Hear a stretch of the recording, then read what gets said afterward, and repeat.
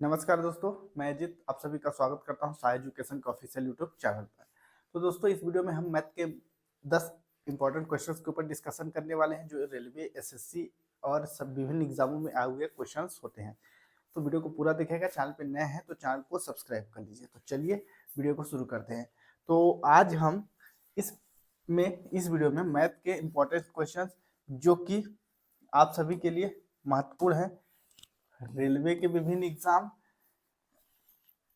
SSC के विभिन्न एग्जामों के लिए, साथ ही बेसिक टू एडवांस ट्रिक के माध्यम से हम सॉल्व कराते हैं और वन डे एग्जाम उन सभी एग्जामों के लिए बहुत ही महत्वपूर्ण है। तो पहला क्वेश्चन आपके सामने है, वह सबसे बड़ी संख्या ज्ञात कीजिए जो 90, 180, 90, 180 और 240 से पूर्ण विभाजित हो। हाँ, तो इस क्वेश्चन को सॉल्व करने के लिए हमको करना क्या है, सबसे फर्स्ट ऑफ ये देखना है। तो हम या तो इन तीनों संख्याओं का एक एलसीएम ले लें, उससे सॉल्व हो जाएगा, या अगर हम ट्रिक की बात करें तो हम अगर 180 माइनस 90 कर दें दोस्तों, तो हमको एक संख्या मिलेगी। फिर 180 में से 240 माइनस कर दें और 240 में से हम 90 माइनस कर दें, तो जो संख्या मिलेगी उनका हम ले लेंगे एलसीएम और वहां से हमको सॉल्व हो जाएगा। तो 180 में 90 घटाएंगे तो 90 मिलेगा और 180 में से 240 को हम माइनस करेंगे तो 60 मिलेगा और 240 में से 90 माइनस करेंगे तो 150 मिलेगा। अब इन सभी तीनों संख्याओं का हम अभाज्य गुणनखंड कर लें।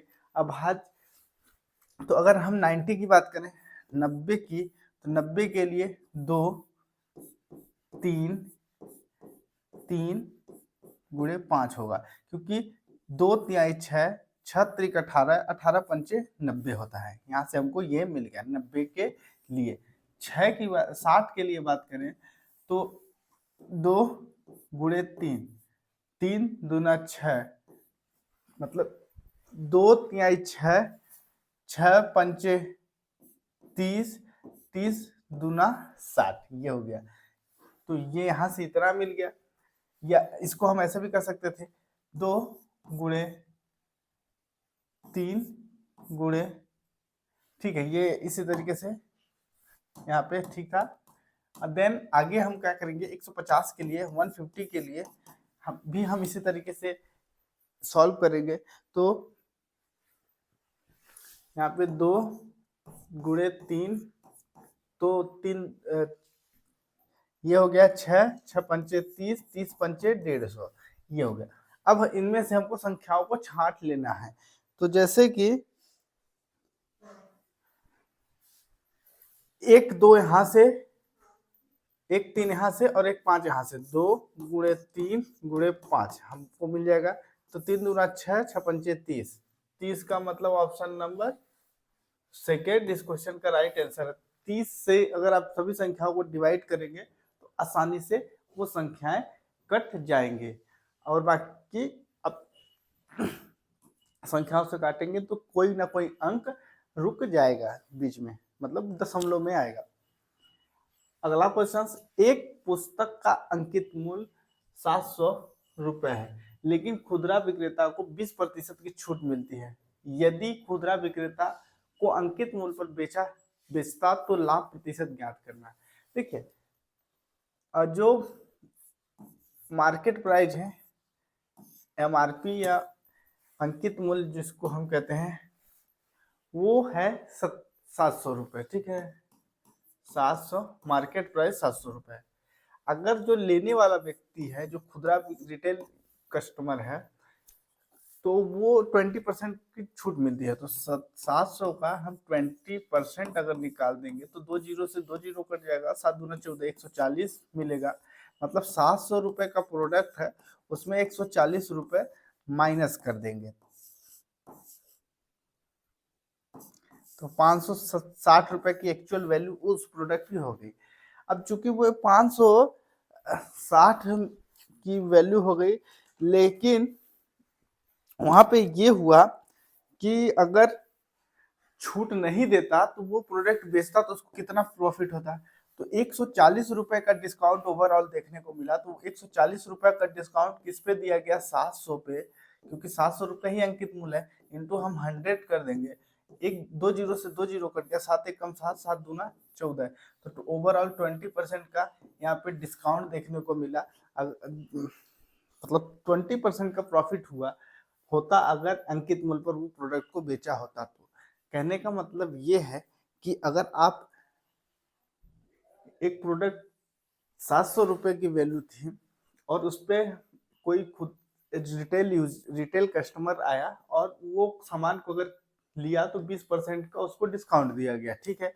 अगर वो 20% का डिस्काउंट नहीं देता तो अगर उसी प्रोडक्ट को 700 रुपए में ही बेचता तो उसको ऑलरेडी यहाँ से आप जो छूट दिए वो छूट नहीं दिए होते, तो 20% का सीधे सीधे प्रॉफिट होता। तो वही इस क्वेश्चन का राइट आंसर है। और बाकी अगर आप इस तरीके से निकालना चाहें तो इस तरीके से भी आसानी से निकाल सकते हैं। अगला क्वेश्चन आपकी स्क्रीन पे है।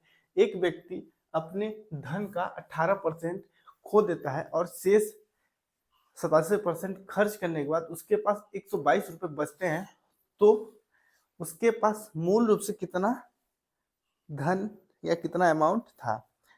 तो हम इस केस में क्या करेंगे कि हम सबसे फर्स्ट ऑफ माना व्यक्ति के पास 100 रुपए थे,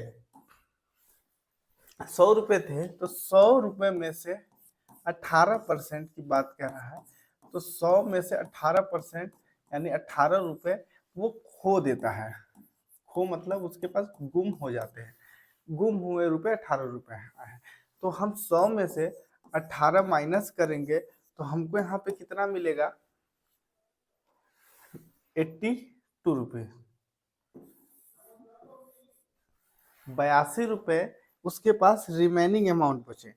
82 रुपए में से 82 रुपए का 87% अब हम निकाल देंगे, क्योंकि 87% उसके द्वारा खर्च कर दिए गए। तो हम यहाँ पे जब करेंगे तो इन दोनों का जब इंटू करेंगे तो 71 34 मिलेगा, 71 34 मतलब 7134 मिलेगा। नीचे में 100 है, तो ये जब कटेगा तो यहाँ पे 71.34 हमको देखने को मिल जाएगा वैल्यू। मतलब देखिए, व्यक्ति के पास 100 रुपए हमने माना, 100 रुपए उस व्यक्ति के पास, किसी के पास 100 रुपए है, 100 रुपए में से उस 100 रुपए का 18% मतलब 18 रुपए आदमी के पास खो गया, तो उसके पास मूल अमाउंट अब कितना बचा, मूल अमाउंट बचा 82 रुपए।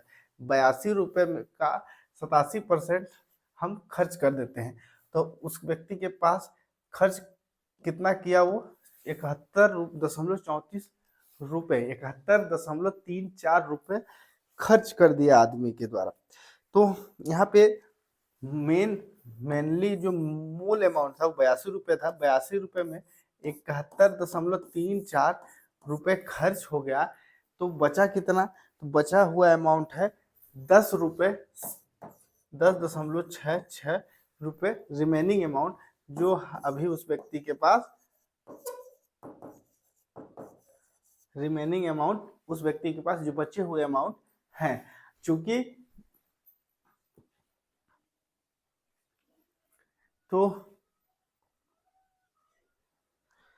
चूंकि ये हमारे पास इस वैल्यू की बात हुई, मतलब 100 रुपए हमने माना तो इतना आया, लेकिन ओवरऑल एक्चुअल में उसके पास ये वैल्यू हमको प्रश्न में दिया गया है, तो ये जो 10.66 रुपए है वो अपने आप में 122 रुपए के बराबर है।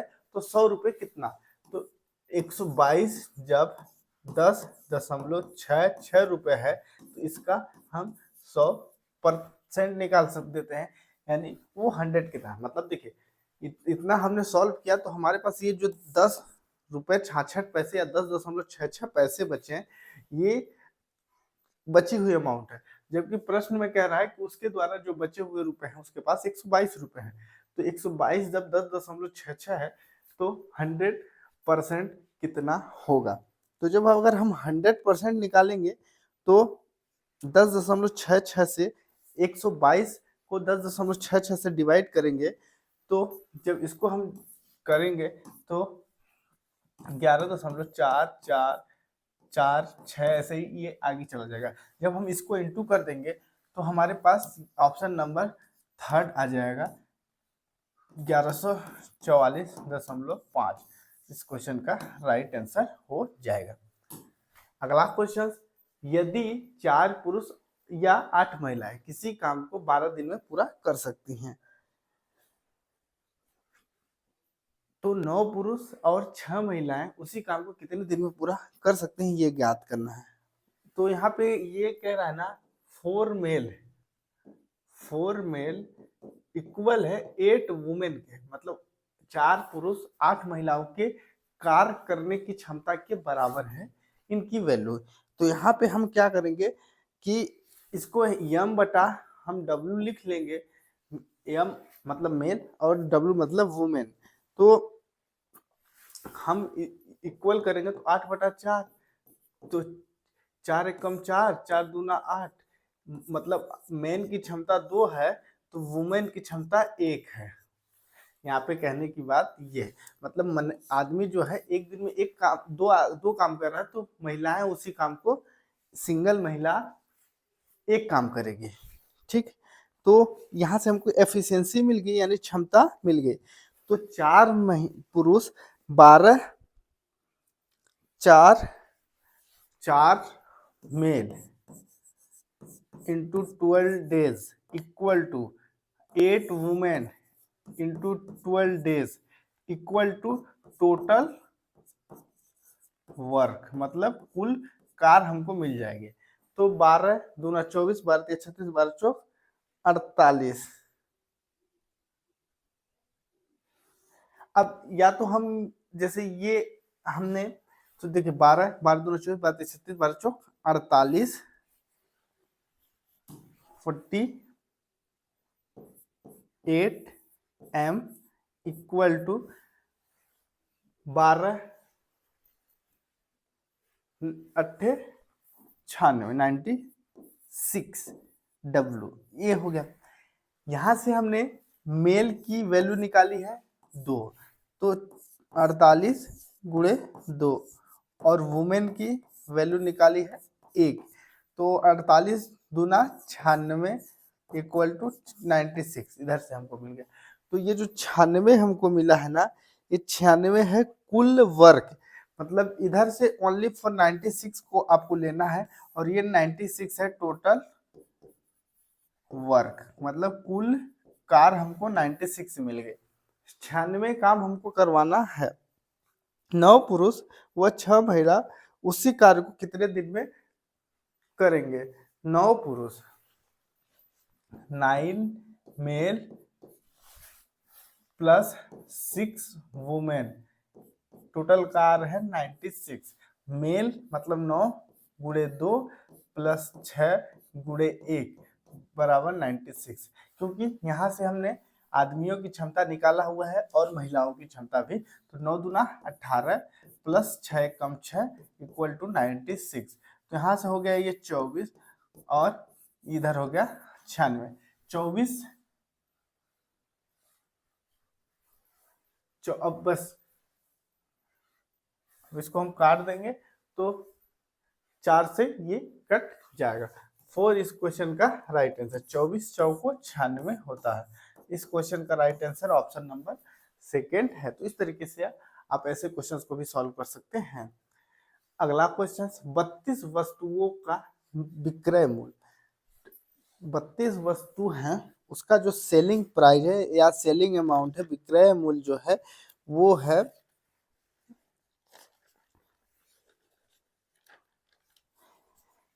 32 वस्तुओं का विक्रय मूल्य 45 वस्तुओं के क्रय मूल्य के बराबर है। तो प्रत्येक वस्तु की बिक्री पर अर्जित लाभ प्रतिशत ज्ञात करना है। तो देखिए यहाँ पे क्रय मूल्य की बात कर रहा है, तो यहाँ पे हम इसको क्रय मूल्य इक्वल टू 32 और विक्रय मूल्य बराबर 45। हम इन दोनों का ले लेंगे डिफरेंट, तो 45 और 32 के मध्य का डिफरेंट है 13 का। ठीक है, 13 का अंतर आया, 13 का अंतर आया, तो 13 का अंतर है किस पे, 32 पे। 13 का अंतर है 32 पे। चूंकि प्रतिशत में वैल्यू निकालनी है तो हम करेंगे 100 का इंटू। तो जब इन दोनों का इंटू करेंगे तो ये हो जाएगा 1300/32। जब इसको हम इससे काटेंगे तो यहाँ पे मिलेगा 40.625%। मतलब option number 4 is the right answer. इस तरीके से हम क्वेश्चंस को सॉल्व कर सकते हैं। कहने का मतलब 32 वस्तु का क्रय मूल्य, मतलब हम 32 वस्तु खरीद के जो लाएंगे और अपने पास से जब बेचेंगे तो 45 वस्तु हमको देना पड़ेगा। अंतर कितने का आया, 13 का। 13 का अंतर है, अंतर किस पे है, 32 पे। हमने सॉल्व किया तो 40.625% का ओवरऑल प्रॉफिट देखने को मिल रहा है। यहाँ पे कह रहा है 5 क्रमागत विषम संख्याओं का औसत 63 है, 63 है। इनमें से सबसे बड़ी संख्या क्या होगी, ये हमें कैलकुलेट करना है। तो इस केस में हम क्या करेंगे कि माना कि सबसे बड़ी विषम संख्या x है, सबसे बड़ी, माना सपोज दैट, माना सबसे बड़ी विषम संख्या इक्वल है x है। ठीक है, x है। अब हम क्या करेंगे, इन सभी संख्याओं का सम निकालने की बात है, तो हम x plus x minus 2, x minus 3, x minus 4, sorry x minus 4 plus x minus 6 and देखिए 1 हो गया, 2 हो गया, 3 हो गया, 4 हो गया, तो x माइनस 8 हो गया। अब हम क्या करेंगे, इन सभी को जोड़ देंगे, तो 1 2 3 4 5, 5x माइनस का ये हो जाएगा 8 2 10, मतलब इधर हो गया 20। ये हो गया इन सभी संख्याओं का हमने सम निकाला है। चूंकि एवरेज इक्वल टू औसत बराबर होता है, औसत बराबर कुल योग या आंकड़ों का योग, कुल योग बटा संख्या। औसत हमको दिया गया है 63, कुल योग x मान लेते हैं, संख्याएं हैं 5। तो अगर हम इसको करेंगे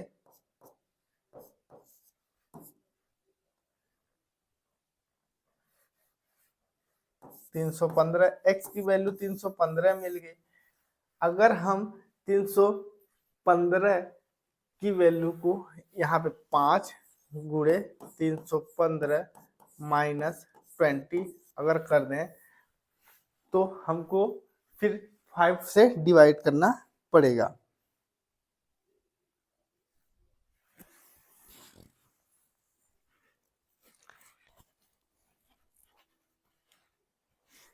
या यहाँ पे हम इस तरीके से भी इसको सॉल्व कर सकते हैं। यहाँ पे इस चीज को पूरा हम माइनस कर दें, और अगर देखिए औसत दिया है 63 तो हम 63 रखेंगे। कुल योग हमने ये निकाला है 5x माइनस 20, संख्याएं हैं 5। अब इसका इंटू जब अगर हम करेंगे तो ये इक्वल में जब इसको हम सॉल्व करेंगे तो 5x माइनस 20, ये चीज इधर हो गया इक्वल टू 63 गुणे 5। ठीक है, इधर हो गया 5x माइनस 20 और ये हो गया 315। ठीक, 5x इक्वल टू 315 में हम 20 जोड़ देंगे तो ये हो जाएगा 5 3 3, x इक्वल टू 335/5, 5 छक्का 30, 5 सत्ते 35। ऑप्शन नंबर फर्स्ट इस क्वेश्चन का राइट आंसर हो जाएगा। लास्ट क्वेश्चन इस वीडियो का दोस्तों, एक समबाहु त्रिभुज की प्रत्येक भुजा a इकाई है, इस त्रिभुज की हाइट हमको ज्ञात करना है। तो इसको कैसे करेंगे? सबसे फर्स्ट ऑफ एक त्रिभुज हम बना लेते हैं। ये त्रिभुज है, ठीक, इसका नाम ए है, ये बी है और सी है, और इसी में एक हम डी मान लेते हैं, ठीक है, जो कि हाइट है। अब ये दो त्रिभुज बन गए, यहां से एक इधर ए बी डी बन गया, त्रिभुज ए बी डी, और एक त्रिभुज बन गया ए डी सी। ये भी 90 डिग्री का है और ये भी 90 डिग्री का है। ये जो है ये हाइट है, इसको हम एच मान लेते हैं। अब आगे करते हैं। अब जो भुजाएं हैं ए बी भुजा, त्रिभुज की जो भुजा है, त्रिभुज की जो भुजाएं हैं ए बी इक्वल है ए सी के, ए बी इक्वल है ए सी के, और बी सी भी इक्वल है। ये सभी भुजाएं आपस में बराबर हैं। अब चूंकि देखिए A B A D B और ए, तो ये दोनों जो त्रिभुज हैं आपस में समबाहु त्रिभुज हैं, सर्वमांग सॉरी, ए बी बराबर ए सी है, ए बी जो है इक्वल है ए सी के, जो कि हमने ऊपर में ही ये इस त्रिभुज के अकॉर्डिंग हमको यहाँ से मिला है। जो कि उभयनिष्ठ भुजा भी है, ए बी और ए डी जो है, ए बी और ए डी जो है, ए बी और ए डी, ये उभयनिष्ठ भुजा भी यहाँ से हमको देखने को मिल रहा है। तो हम क्या करेंगे ना कि A D sorry B D plus C D, B D plus C D, B D plus C D equal to B D plus C D बराबर बी सी। चूंकि ये इतना बी डी और डी सी आराम से equal है B C के, क्योंकि बी सी पूरा क्षेत्रफल लेके चला है, और ये जो सभी बराबर है ए के, क्योंकि यहाँ पे प्रत्येक भुजा की इकाई दिया गया है ए। अब हमको क्या करना है? पाइथागोरस प्रमेय लगाना है, जो कि त्रिभुज ए डी सी को लेकर, ए डी सी, त्रिभुज ए डी सी, यहाँ पे हम लगाएंगे पाइथा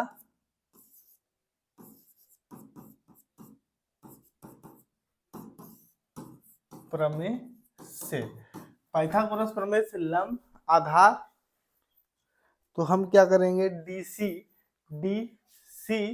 square equal to A D और C D, D C square equal to, यहाँ से D C equal to A C square plus A D का होल स्क्वायर। अब देखिए D C square equal to की बात कह रहा है,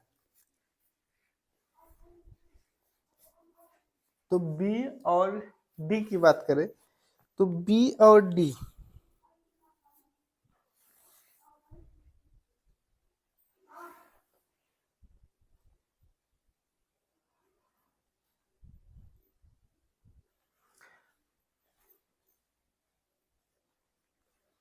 यहां से अगर हम देखें तो 2BD इक्वल टू ए है, और अगर हम BD इक्वल टू A/2 यहाँ से अगर निकालें तो निकल जाएगा।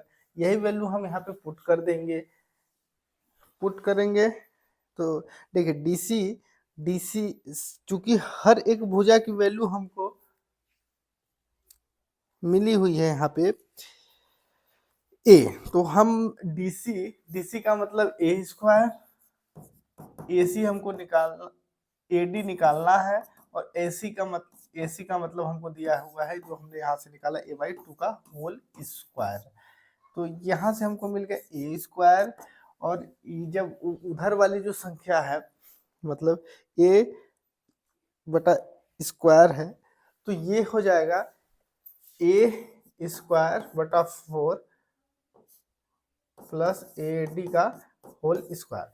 इधर जब इसको लाएंगे तो इधर आके वो चीज रूट में कन्वर्ट हो जाएगा, क्योंकि AD के ऊपर लगा हुआ है स्क्वायर। तो इधर जब आएगा तो 3a स्क्वायर बाई 4 रूट में हो जाएगा, और AD इधर से हो जाएगा। यहाँ से जब हम करेंगे तो 3 ये बाहर निकल जाएगा और रूट में 3 बचेगा और 2 बचेगा। इसके according option number fourth is the right answer. अब आई होप आपको ये वीडियो अच्छी लगी हो तो लाइक करिए, चैनल पे अगर नए हैं तो चैनल को सब्सक्राइब करिए। मिलते हैं अगली नई वीडियो में, तब तक के लिए धन्यवाद।